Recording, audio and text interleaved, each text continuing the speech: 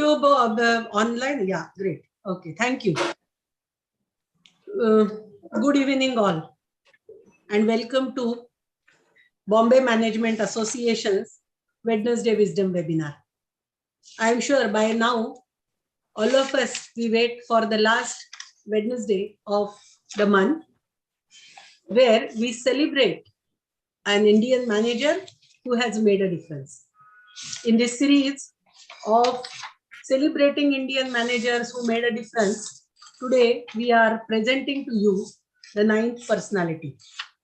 We started with Dr. K.S. Basu, Prakash Tandon, P.N. Singh, Sharu Rangnekar, F.C. Kohli, and many more in this series.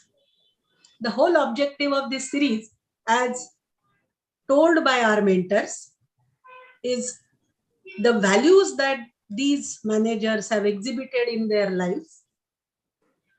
They are still relevant, and we can learn from the lessons that they have exhibited in front of us. You all know that the students of management institutions come up with their understanding about the personality and why they feel that the personality is still relevant. Today, I am very happy to welcome you all, the former presidents of Bombay Management Association, my colleagues on executive committee, all the faculty members from various management institutions. And today we have with us the team from Principal Ellen Welingkar Institute of Management, faculty and students. I am very happy to welcome you all to the episode on Mr. J.B. D'Souza. Mr. D'Souza was an IS officer, and you can see the difference that we are having in today's episode. So far, we had the personalities which were from corporate India, and they have stood by their values, by their thoughts and ethos that they have created for themselves. And the courage that they have shown in many such kind of incidences that we have seen are remarkable. Today we are going to know about Mr. J.B. D'Souza, who was a public servant and has shown similar kind of qualities. Dr. K.S. Basu, when started the program in Jamnalal Bajaj Institute of Management Studies for University of Mumbai, did not name the program as business management. Generally, you can see the universities are giving MBA, business administration. Dr. Basu in 1965 thought that it's not only about business administration, but it's all about the management in any and every field. And the degree is named as Masters in Management Studies. Management is applicable in government, corporates, non-profit organizations, and many other things. Today, we are going to talk about a personality who has exhibited all such qualities that a corporate leader has exhibited in the corporate world in a very limited authoritative environment, which is government. I am very happy that we have with us today Dr. Aparna Khare and Madam Uma Bhushan from Welingkar Institute of Management along with the students. I'll request Dr. Aparna Khare to say a few words, and then the students will start with the audio visual that they have created on the personality that we are going to discuss today, Mr. J.B. D'Souza. Over to you, Madam Aparna. Thank you, Kavita ma'am. Thank you very much. I would like to give a warm welcome to all the distinguished personalities here today, and a big thank you to BMA for giving the opportunity to the students of Welingkar who have really spent good amount of time to know this distinguished personality, Mr. J.B. D'Souza, and have tried putting in some aspects of his life which they found they were very effective, where we talk about celebrating the leaders.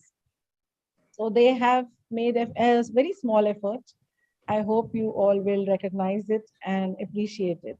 I would also like to request, I'm taking the liberty, Kavita ma'am, but I would request Professor Uma Bhushan, who has been equally a part in terms of guiding our students, that how we have to conduct entire exercise.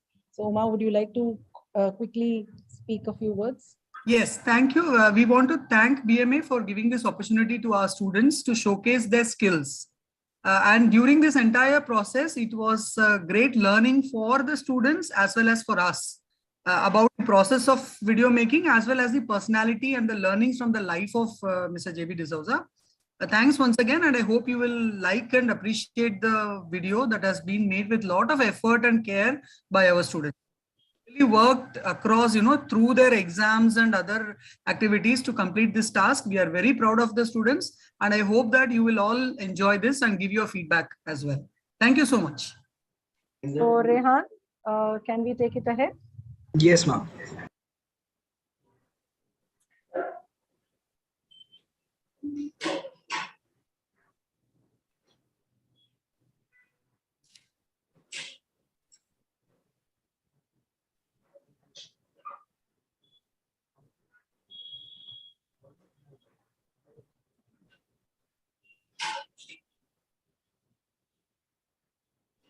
Indian managers have always been instrumental in shaping some of the world's leading companies. Indian managers are known to be inordinately virtuous. Managers who have focused on addressing a larger societal cause through their leadership than just the companies are the leaders that have inspired many generations that followed. The USP of Indian leaders has always been the fact that they have invested in the people. Managers who have created an impact not just on their organization but also on the people and the society are the managers that leave behind a legacy, one that inspires and encourages generations for years to come. One such visionary leader was Mr. JB D'Souza, whose legacy we celebrate through this film.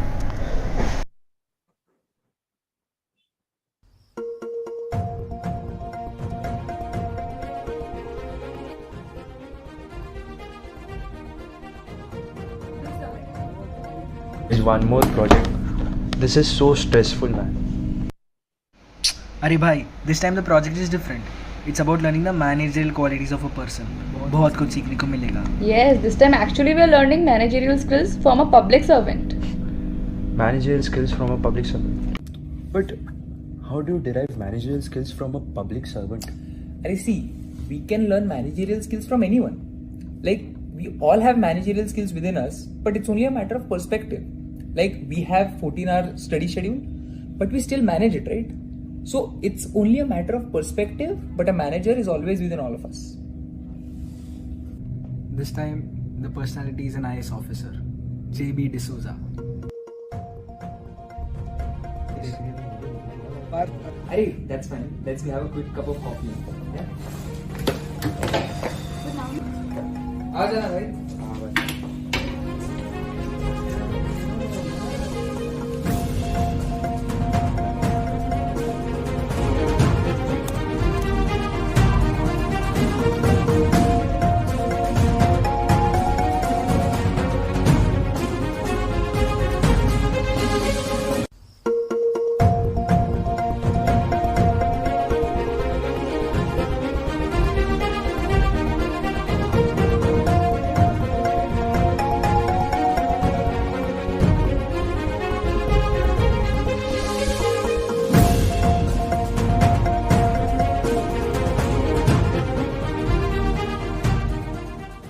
Joseph Bain D'Souza, the pride of East Indian community, was born in 1921.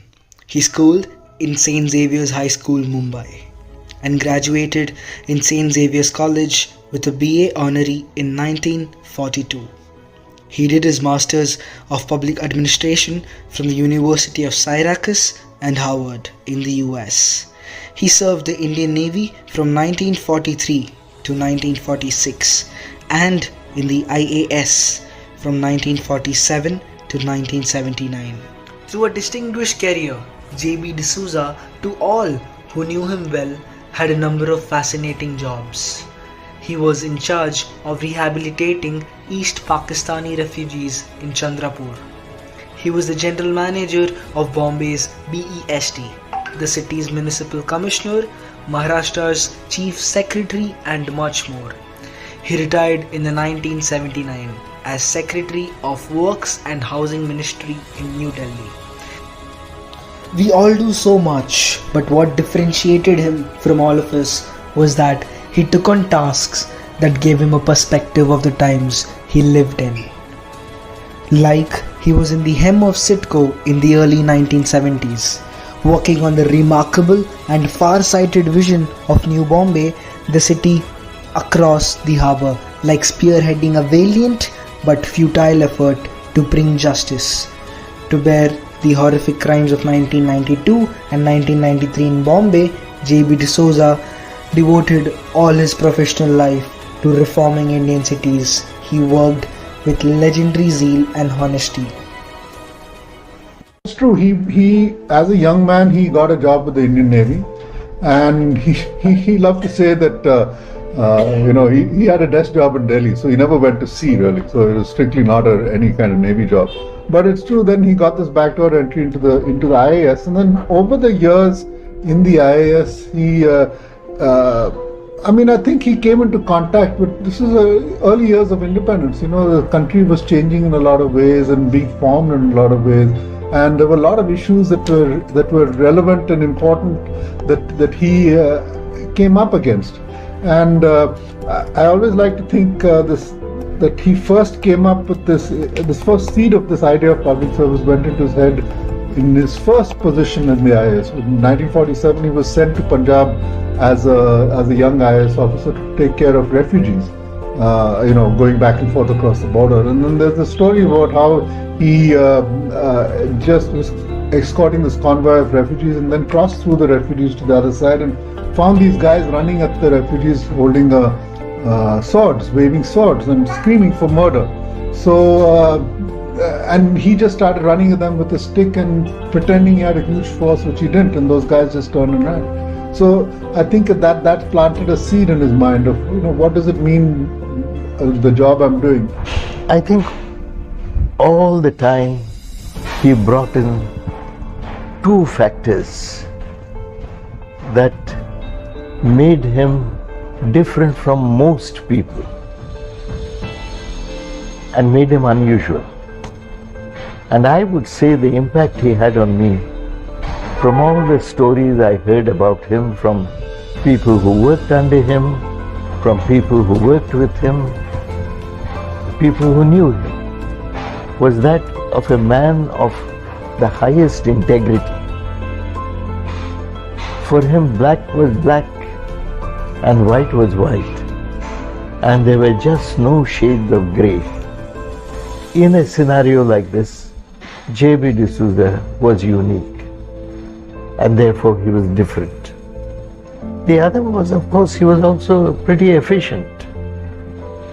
He was efficient and he was effective, and he did the best he could within the parameters that were laid out.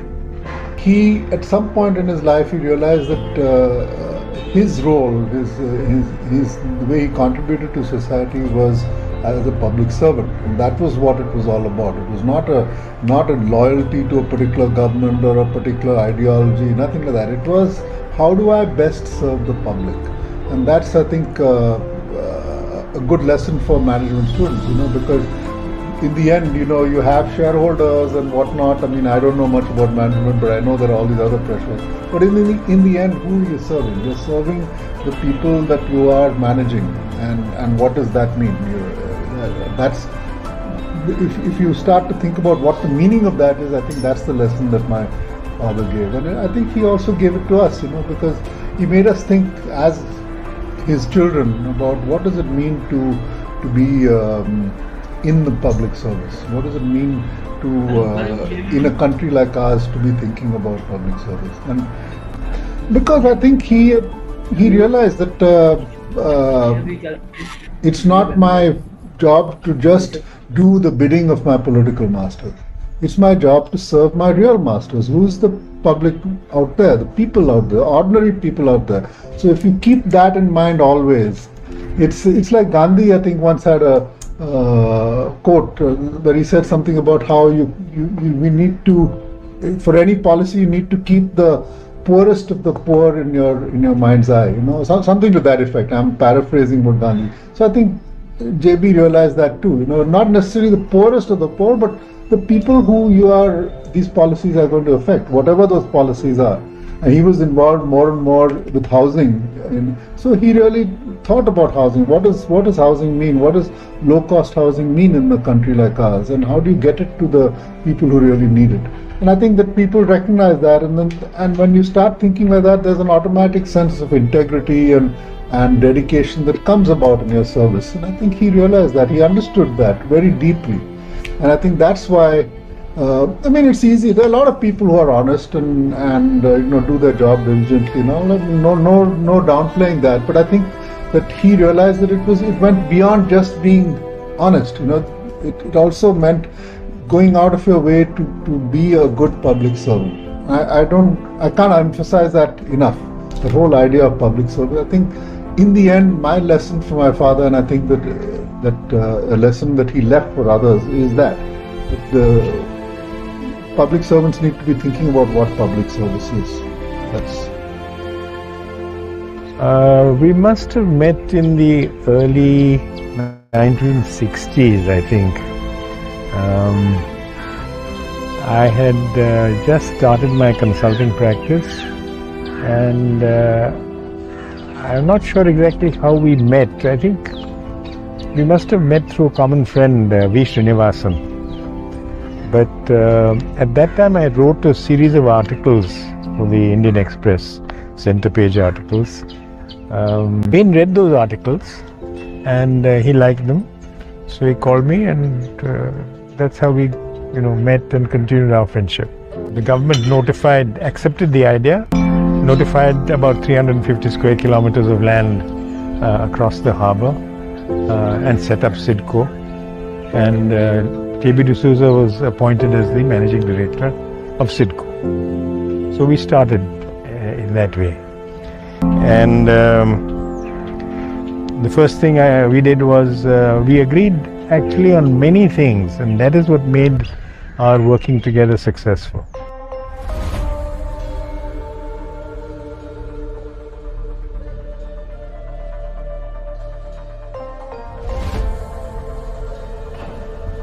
Let me give you an example.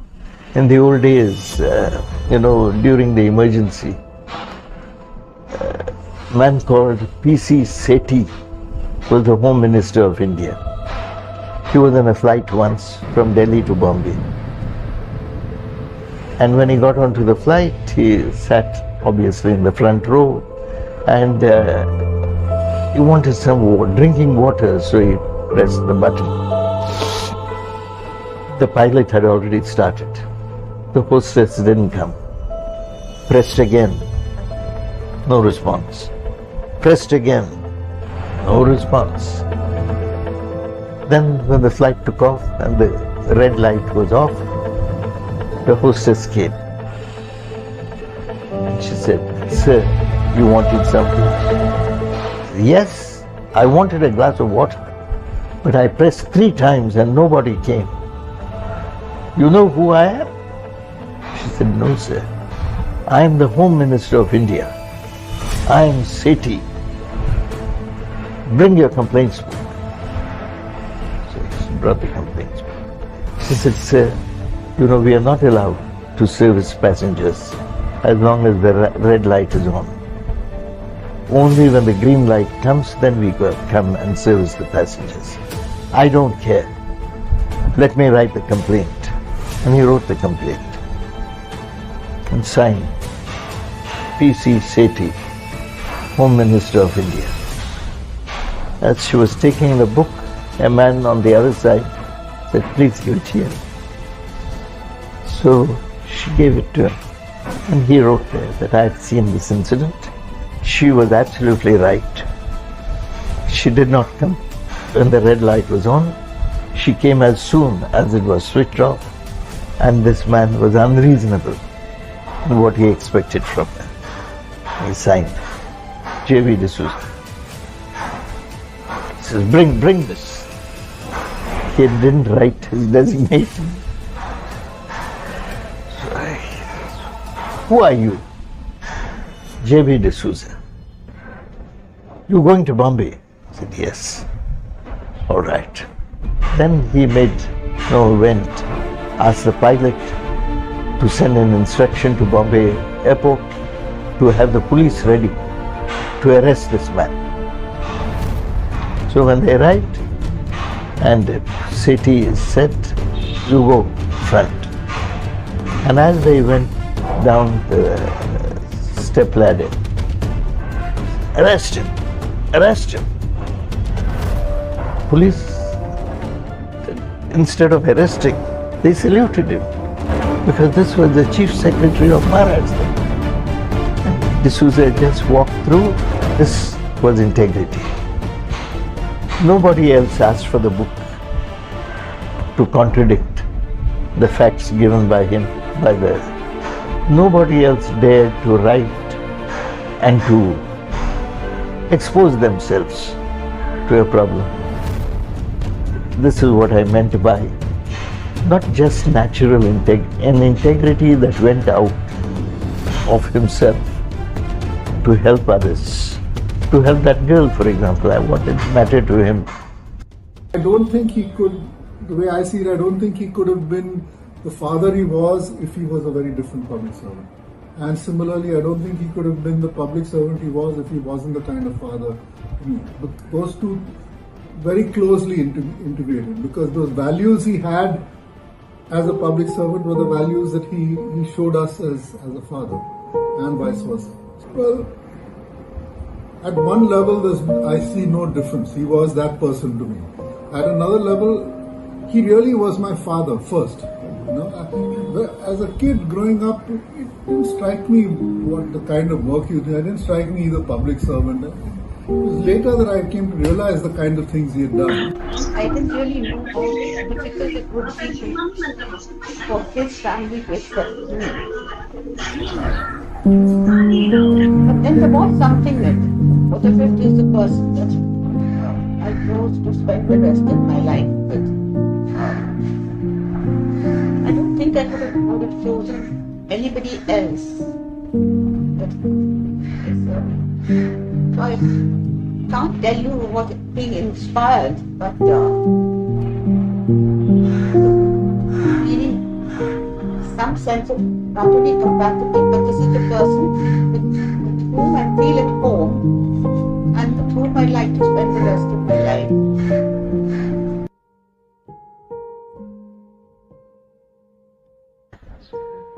Bonding in a way. We shared a room, hotel rooms, Sitco, public authority, etc. I don't think anybody would have objected if we had taken individual rooms, but Bain was quite firm. We shared a room. I didn't mind. So we shared a room, and he was a very good companion in sharing that room. So, my experience throughout, sharing a room, sharing meals, it was all very comfortable, very enjoyable. J.B. D'Souza as a personality has impacted all of us. Additionally, he has left us all behind with a ton of learnings we can derive. The learnings we can carry on further and forever. So one thing we talked about earlier is this notion of public service. I feel like a lesson from my father and a lesson for all bureaucrats and administrators is that you got to remember that there is a wider audience that you are answerable to, it's wider and larger than just your immediate past. So I mean, you keep that in mind, and that's the true notion of public service. I feel like that's one big thing that I learned from him. Another thing that I feel like he had, and which he imparted to us, not necessarily by talking about it all the time, is just an idea of integrity. Be very honest with what you think. At the same time, because when you start and much through life, you will always have bosses.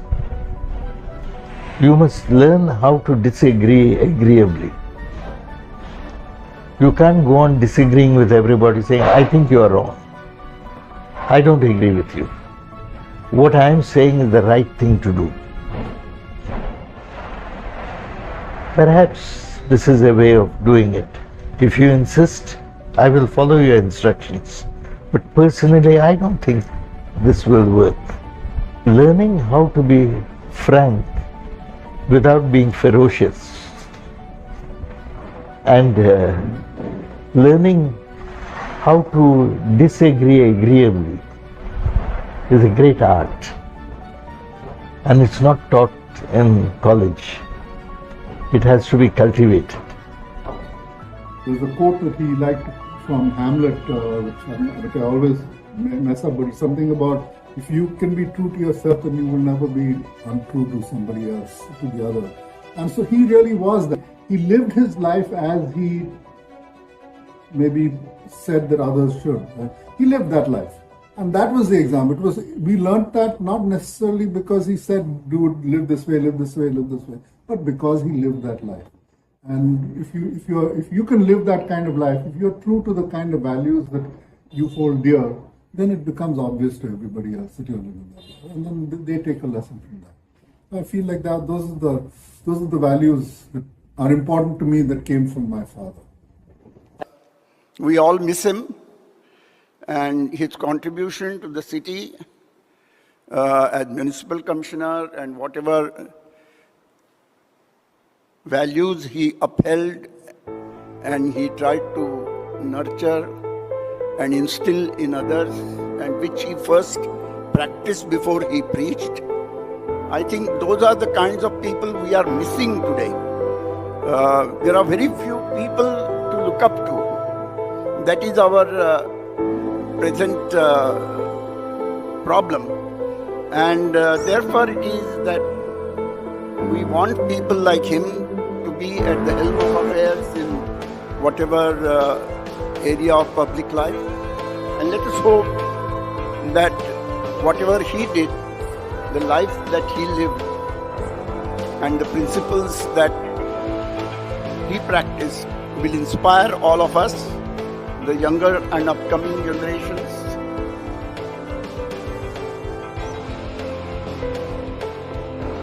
I thought this particular paragraph, I think, sums up very much what Mr. D'Souza was and stood for. He writes, "In the heap of venality that passes so often for government in his homeland, he was one of those diamonds glittering in its depths, men and women who remained, despite all odds, dedicated to the idea of public service, a notion becoming almost quaint in modern India's world of swashbuckling capitalism." Yes, I think, Mr. D'Souza, diamond is one thing you can use as a comparison, but I think they were the gems of a generation, and I think their lives and the values that they stood for is what we must remember, and we must find ways to see how these can be, that they can still survive in the India that we inhabit.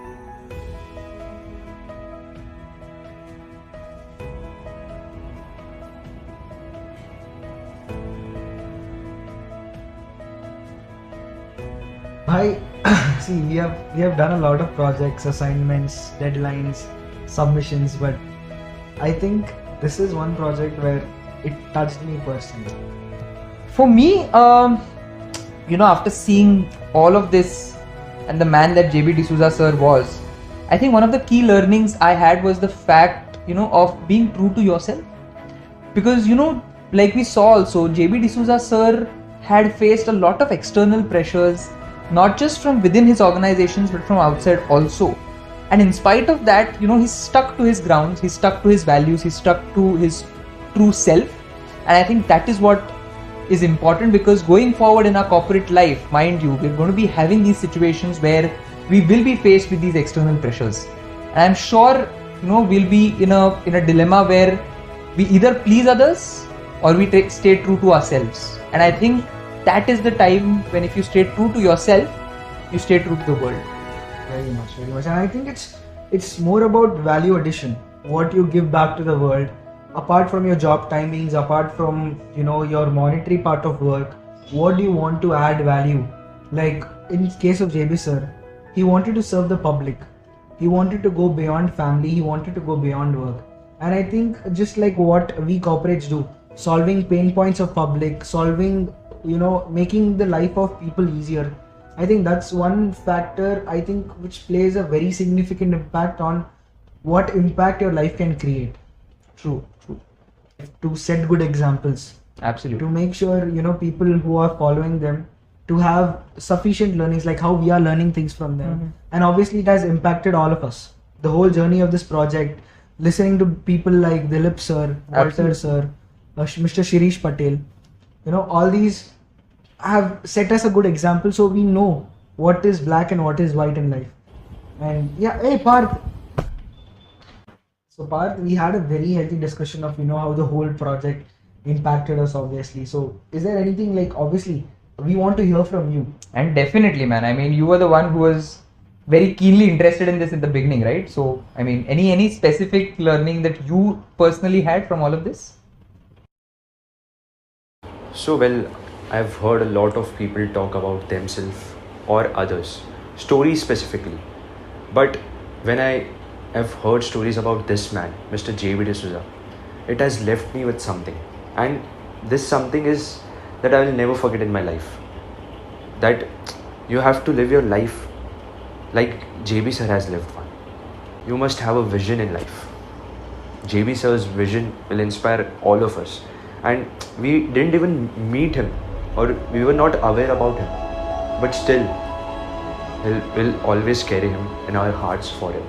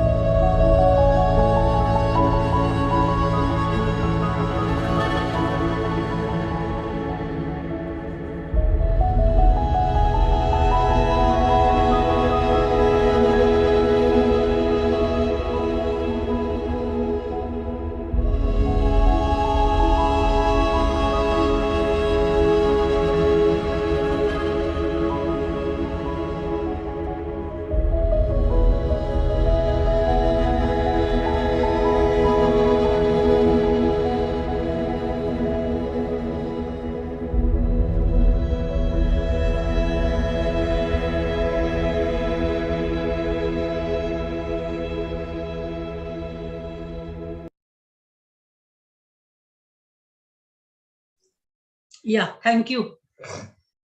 Thank you, students, for that very, very nicely made audio visual on Mr. J.B. D'Souza. And you have really given a glimpse of the personality in these 25, 27 minutes. Nicely made with voiceover as well as the commentary. Congratulations for this great video that you have created. Thanks to all who have contributed to make this, faculty, students, and of course those who have spoken about Mr. J.B. D'Souza. May I now request the elder son of Mr. J.B. D'Souza, Dr. Ravi, to speak about your father and tell us some stories which have engraved into you for in the young age, as well as you saw your father dealing with the very challenging situations in his career and life. Over to you. Thank you very much. Good evening to all of you. I could say a lot about my father, but I would just like to narrate a few incidents which would show you what kind of man he was, and especially relating to the Bombay Management Association, your students, the students who have got this together, to certain ways he used to manage situations and he used to approach situations. Okay, my father was a man of action, and he believed in doing things himself or showing others how to do it, and not sitting behind a desk in an office as a lot of civil servants and government servants do. And I give you a few incidents to show this kind of quality that he had.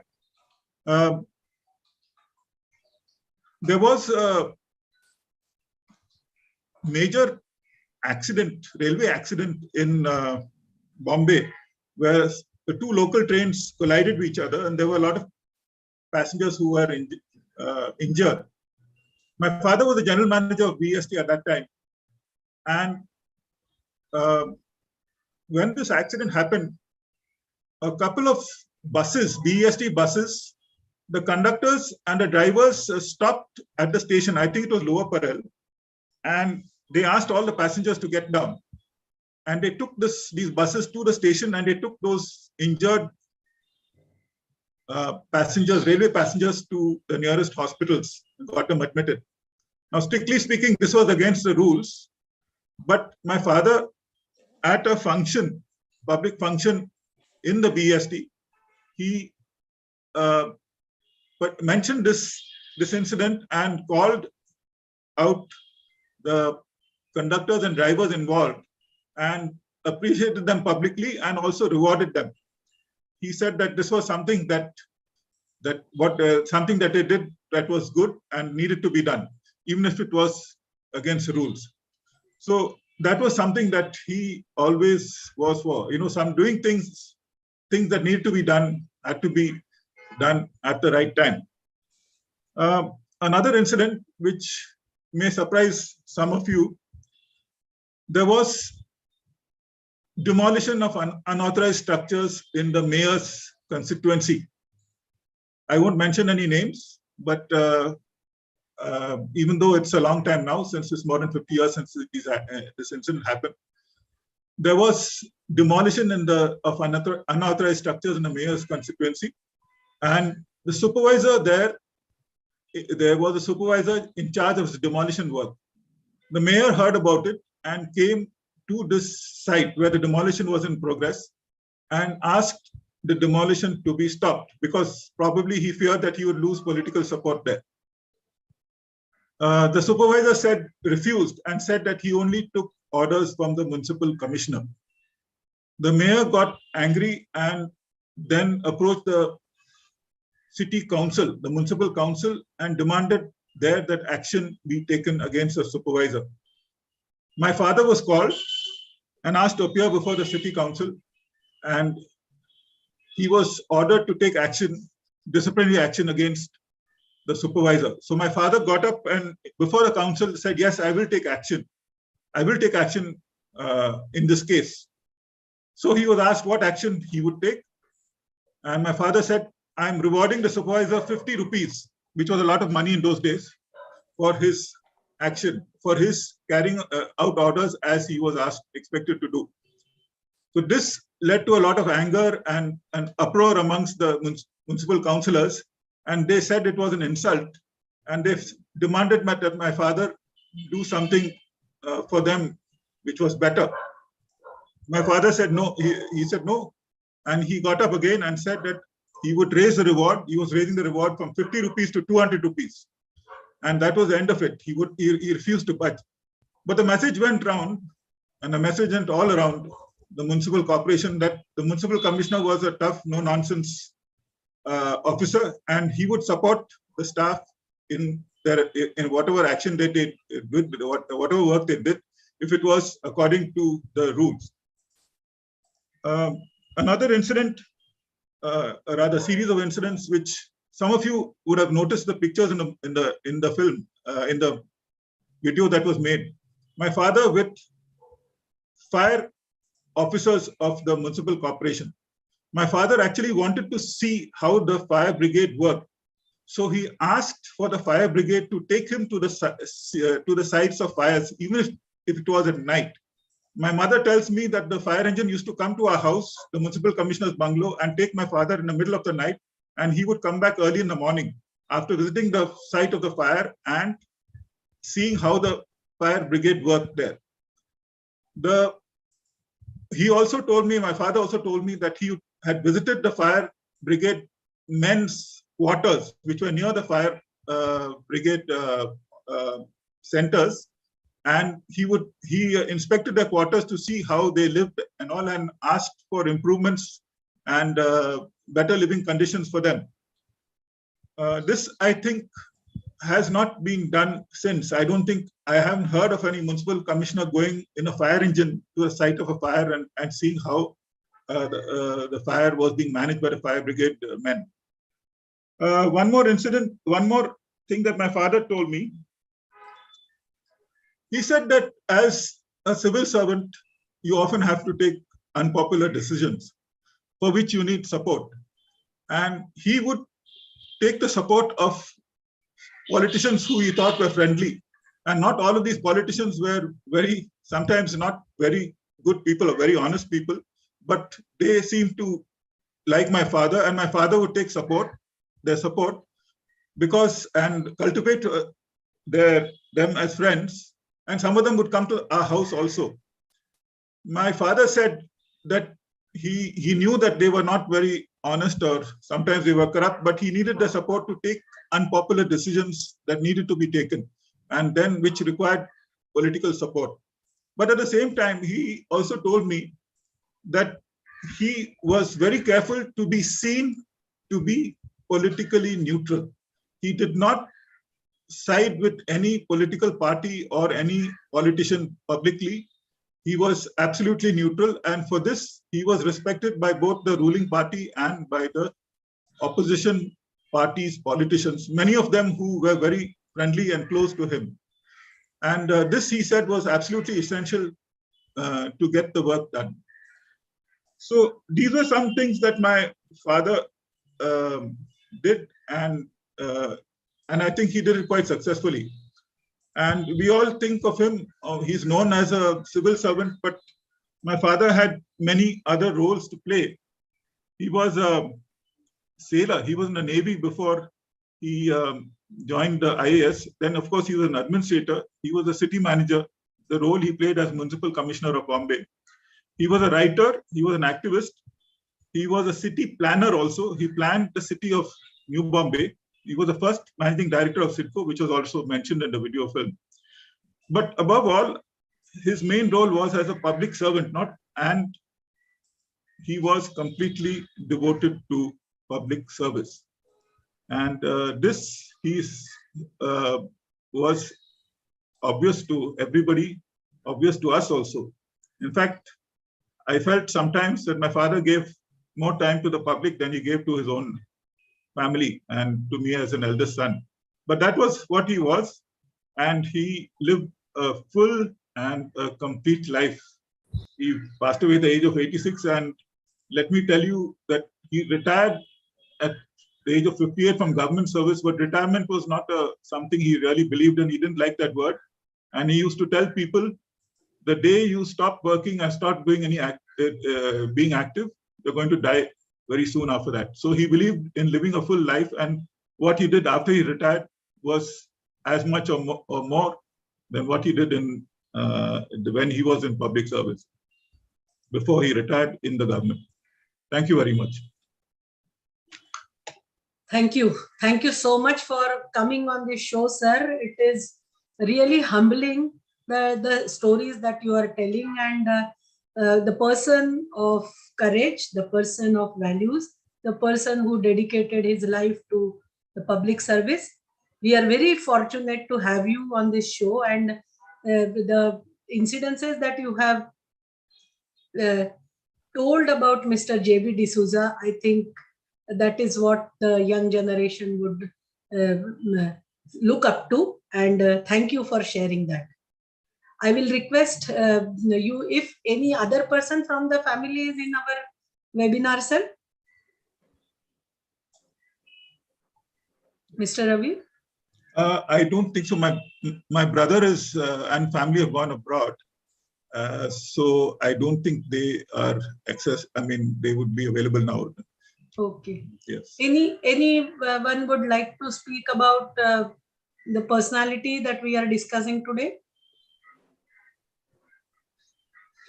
I will request Professor Ernest Fernandez to unmute himself and give us his part of experience that he had with Mr. J.B. D'Souza. You are on mute. You are on mute. Please unmute. Thank you. I think the students of Welingkar have done a very, very good job in portraying the life of Mr. J.B. D'Souza.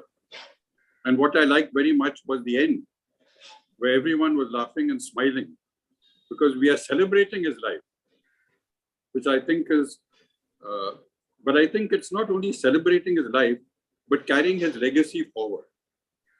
And in that, I think the torchbearers of the legacy have been his immediate family. His daughter Meena, his son Ravi, Dr. Ravi, his son Dilip. They say values are, they are caught, they are not taught. So they have caught their father's values and their mother's values more by their example, the example they gave them.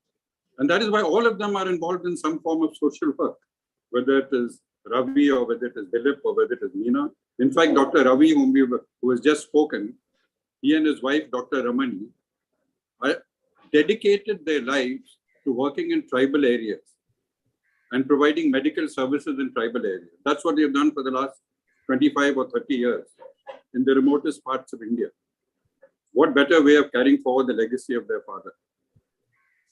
But the legacy of their, I think one interesting thing which is coming up all the time, not only in celebrating Ben D'Souza's life, but even in the lives of some of our other celebrities, in the public sector, compared to the corporate sector.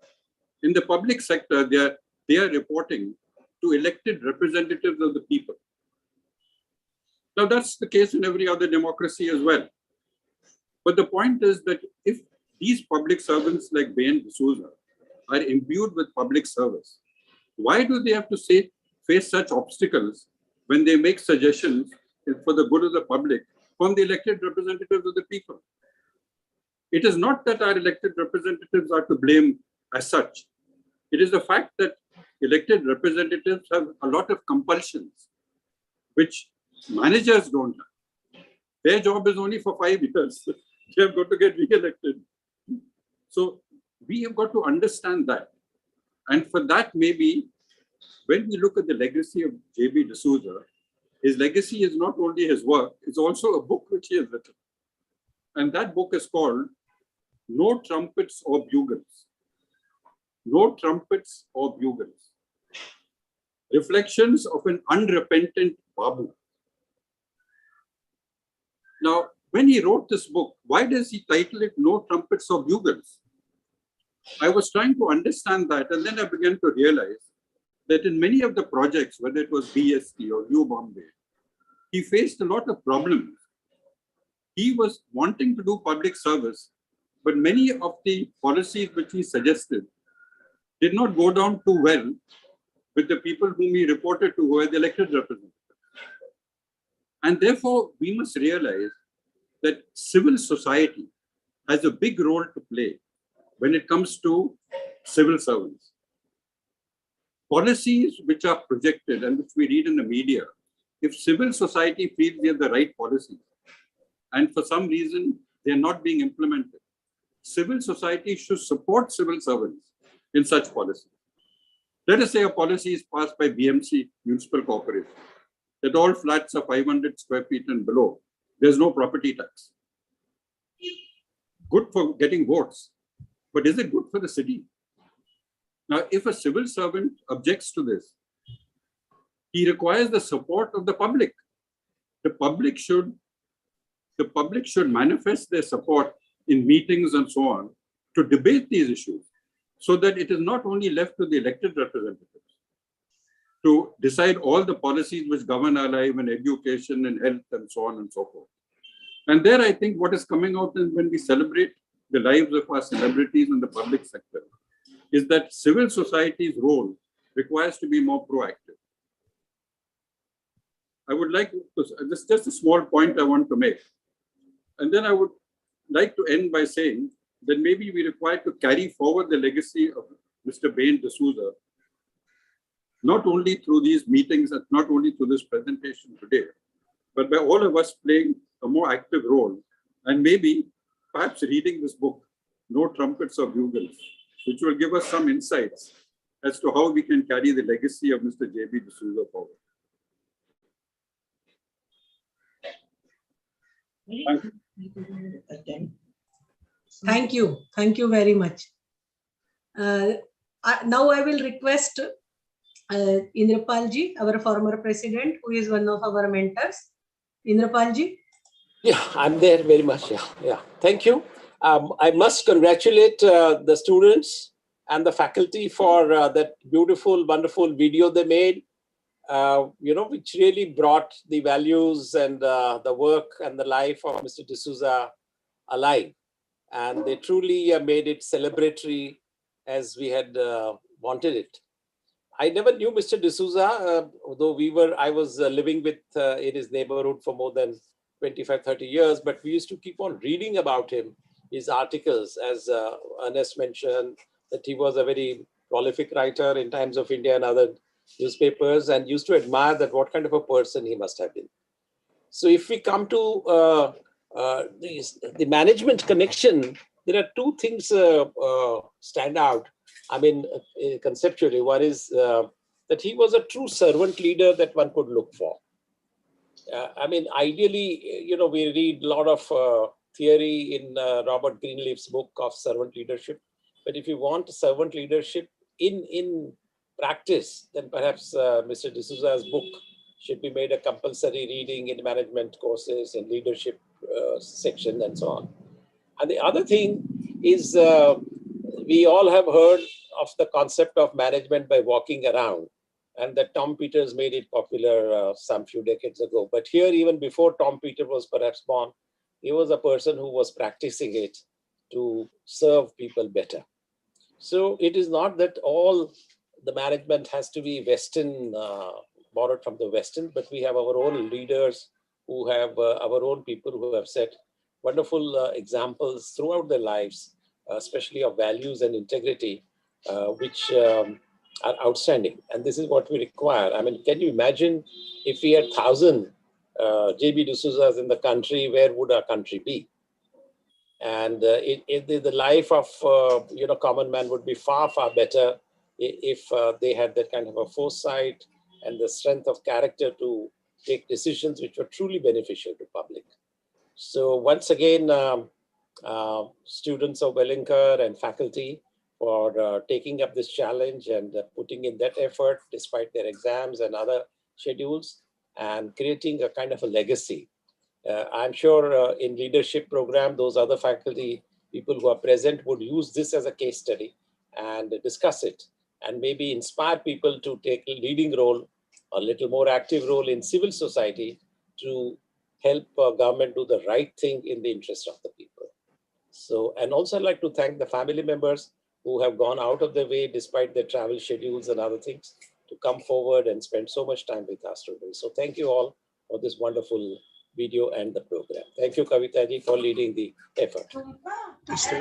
It's all our pleasure, sir, for making this series. Your motivation and your involvement has guided us. And I'm very thankful to you, three of you, Walter Vieira sir, Ernest Fernandez and Indrapalji, for constantly encouraging all of us to do this work. I will request Professor Dr. Debo Prasad Chattopadhyay to speak about the event that we have just having. Thank you so much, ma'am. Good evening to you and to all, one and all. My former teacher, Mr. Walter Vieira, is around. I listened to him and to Sri Indrapal ji, Professor Fernandez, to one and all with a lot of, admiration. So my best regards. Though I did not meet this great personality, Mr. D'Souza, but I read his articles and I've always been very inspired. The incident that Mr. Vieira just now mentioned about the flight when the craft was airborne, gives us strength as to how a person can demonstrate integrity and should not succumb to odds, and in the process should always live up to ideals. rightly mentioned by many of the senior members that if were 1,000 Mr. D'Souza, the world would have been a very nice place to live in. As I said, I work in Globsin in Kolkata at an advanced stage, 68 years plus now. And my field is HR. So whenever I listen to Bombay Management Association, my Bombay years were 1985, 1986. Used to stay in Shirley Rajan Road, Bluebird Apartments, opposite Rizvi College. So Bandra chapter, Bombay Management Association, I am always honored and privileged to be a part. And I never ever miss. The other day I was requesting Shupriya madam and Kavita madam, I would miss the physical, settings of BMA, but I would always, request an appeal if this could be continued on a hybrid mode so that my learning goes on. Once again, thank you so much for this excellent session. Kudos to Welingkar Institute for the excellent presentation. Once again, great learning and inspiration for me. Thank you, Kavita madam, for giving me an opportunity. My regards to one and all. Thank you. Thank you for your words of encouragement. And we are truly happy that members who are away from Bombay can be with us on this digital platform. And we are sure that we will continue our presence in digital medium so that we can get our many members connected, stayed connected, and whatever is happening in Bombay Management Association, you will be aware of. Thank you for those encouraging words. I'll request Mary C, who has raised hand, if she can speak. Unmute yourself. I just wanted, I'm JB D'Souza's niece and very, very proud of him. I wanted to talk about one quality of his that has not yet been discussed. I think his integrity, his amazing management, all of that has been discussed. There's one quality that I've found very rarely in people that my uncle displayed, and that is when you were with him, he gave you his complete attention. You felt like you were the only person in the world, and he wanted to hear exactly what you had to say, what was worrying you, and how to solve it.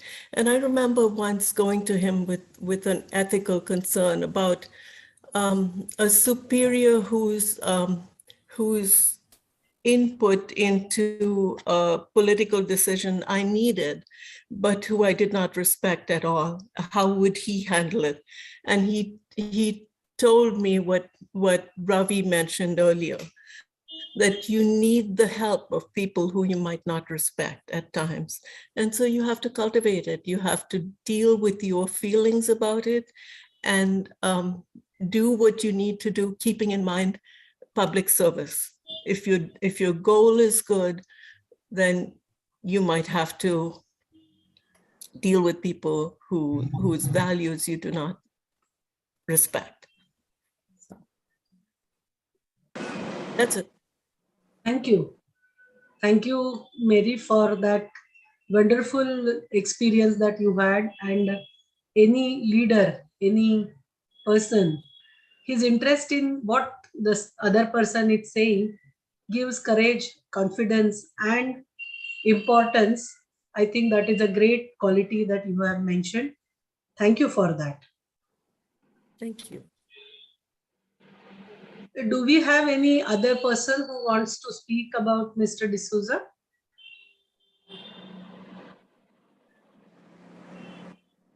May I request some of the students who worked on this about their experience? How did they find it? And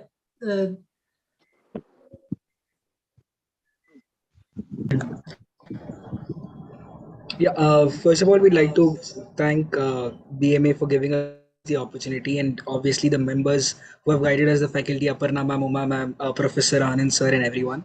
I think the whole process of the whole month we have been working on the video, including the research. We started off by understanding who JB sir was. As students personally, not only incidents which have inspired us, I think we have derived a lot of qualities and the way vision of Mr. JB sir was. and obviously the impact he wanted to create has all left us behind. Even while editing the script, while listening to these people again and again, we understand what impact or what amount of honesty he has lived with. And on the whole, I think it was a very good learning process for all of us who have worked on the video. And again, once again, thank you for the opportunity. Thank you, Rehan. And thank you for that wonderful audio visual that you have created. It's really marvelous, and I'm sure the video will be on our YouTube channel of Bombay Management Association. You, along with your friends, can always revisit to this event that we have. I'll request the honorary treasurer, Dr. Kiran Yadav, and a person who will be Vice President of Bombay Management Association next year to speak about this event. Thank you, ma'am. Good evening to all of you. I really want to thank the students of Welingkar and the faculty for putting together such a wonderful audio visual on JB D'Souza sir, and actually introducing us to the finer points of his personality and how he conducted himself. Whilst BMA has been the three stalwarts that we have here, Mr. Indrapal Singh, Mr. Ernest Fernandez, and Walter Vieira, who've actually conceptualized this idea of celebrating Indian managers, I think we owe a lot to them, because they have, actually introduced us to the fact that in a place like India, when all of us look to the West and other areas for direction and adoption in terms of practices and how you should conduct yourself, when we really look deep within the circle of reference, that we have such strong and capable people who have, in spite of the fact of the environment, conducted themselves, have a strong thought process, a vision and a mission.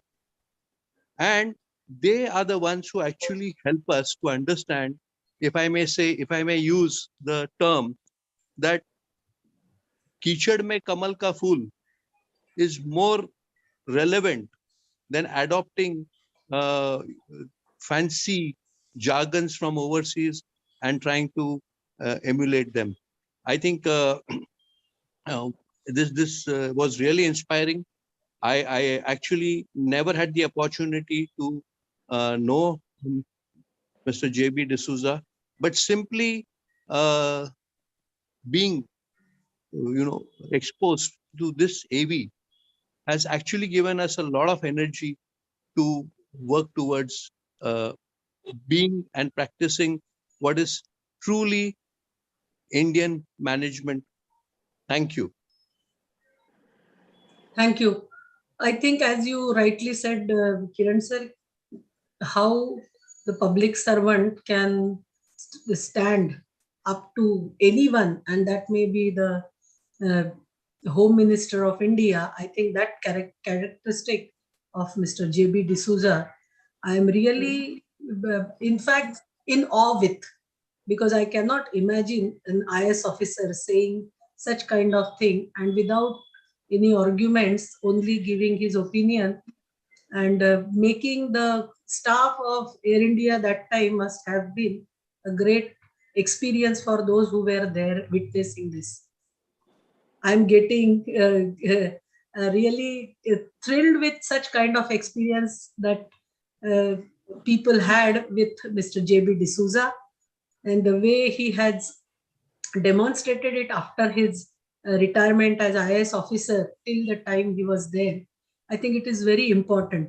Peter Drucker, in his book Managing for 21st Century, mentions that you have one job, or you have one profession, but at 40, at 50, you must think of another profession. I think another profession of the public service, which Mr. D'Souza had taken and was active till the end, I think that is a great inspiration that we can draw from this. As a teacher, as a person in management, I think all these 9 personalities that we have seen have one common thread among them: concern for their country, concern for their people, and concern about the well-being of the society. Thank you very much for all those who have worked on this. Family of Mr. J.B. D'Souza, Mrs. D'Souza, Ravi, Dr. Ravi and Dilip, Miss Mary, who has really was a great addition to this whole episode, our past presidents, Professor Ernest Fernandez, Shri Indrapalji, faculty and students from Welingkar, and most important, Dr. Uday Salunke, who permitted the students and faculty to take up this project, though in the times of examinations and completion of semesters. Students, you have done a marvelous job, and my congratulations to all of you for putting it together in such a lucid manner, the way you enacted and the way you discussed about the personality, and then you started with the audio-visual documentary. That was great. And thank you all for joining the Wednesday Wisdom webinar, where we celebrate Indian managers who made a difference on every last Saturday, the Wednesday of the month. Thank you very much.